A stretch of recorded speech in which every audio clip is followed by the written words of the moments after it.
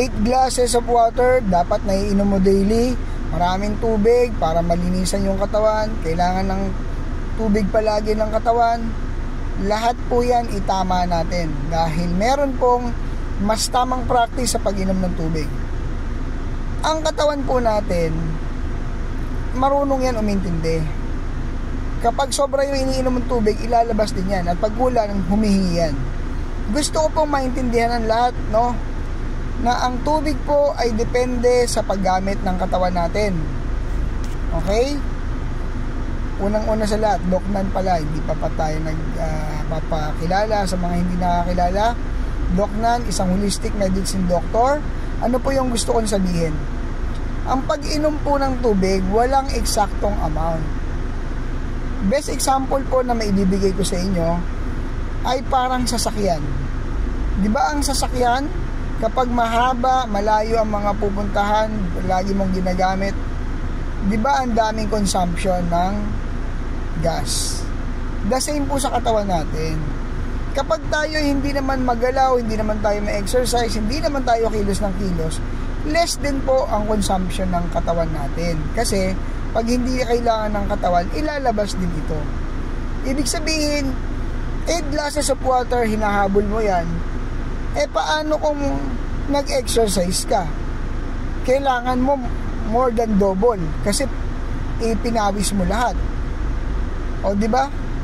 Di titipirin mo yung sarili mo kahit dehydrated ka na. Nailabas mo na yung tubig sa katawan mo, hindi ka pa rin iinom. Kasi bakit? Teka, naka 8 glasses of water na ako eh. Less than 8 glasses naman.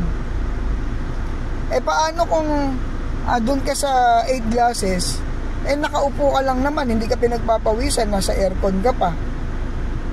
Yung katawan mo, hindi naman na kailangan ng tubig dahil hindi ka kilos ng kilos. So pag uminom ka, ilalabas lang din yan. Meaning, hindi ka pakipakinabang. Ang tama po na pag-inom ng tubig ay kung kailan kailangan ng katawan. Mauuhaw ka, kaya ka nauuhaw kasi kulang ka sa tubig. Kaya humingi yung katawan mo ng tubig kasi kailangan niya. Pero hindi naman ibig sabihin nun, pag hindi humihingi, hindi na natin ibibigyan ng tubig o hindi na tayo inom. Ano ibig sabihin? Pag busy ka sa trabaho, hindi mo napapansin, hindi ka na pala nakakainom. So, kailangan din po, i-manage din natin kung ano yung mga ginagawa natin. Kasi, ang isang sign ng dehydration o kulang na tayo sa tubig, kapag tayo ay nahihilo na, tayo ay masakit na ang ulo, may mga masasakit na sa katawan natin, so wag na natin intayin, maging responsible tayo. At least, kapag wala tayong ginagawa, kahit less than pa yan ng 8 glasses, okay lang. Kahit pag may ginagawa tayo, pag more than, okay lang din yun. Kasi po ginagamit ng katawan. Ang pinakamagandang indicator na tama yung pag-inom mo ng tubig ay ang ihi mo. Kapag ang ihi mo ay light yellow, ibig sabihin, good po yun. Yun yung tamang ihi na eksakto yung paggamit natin ng tubig ng katawan. At kapag ang ihi natin ay madilaw na, yan po, dehydrated na tayo niyan. At kapag clear na po yung ihi, may mga videos tayo na hindi na rin ito maganda dahil nasasama na rin yung nutrition, particular yung sodium o electrolytes ng katawan natin, kaya hindi din dapat.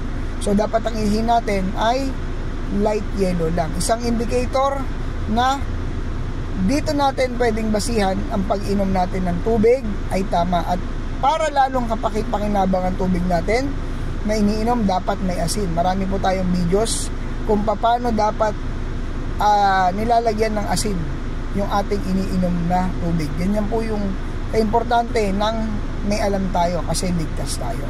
Okay? So, ayan po yung mga videos ko. Panoorin lang po natin dito sa aking YouTube channel. Napakarami po niyan kung naghahanap tayo ng tamang kalusugan. At doon naman po sa may mga karamdaman, nagbibigay din tayo ng online consultation at saka health guidance, health coaching program. So sana po may natutunan, Doknan.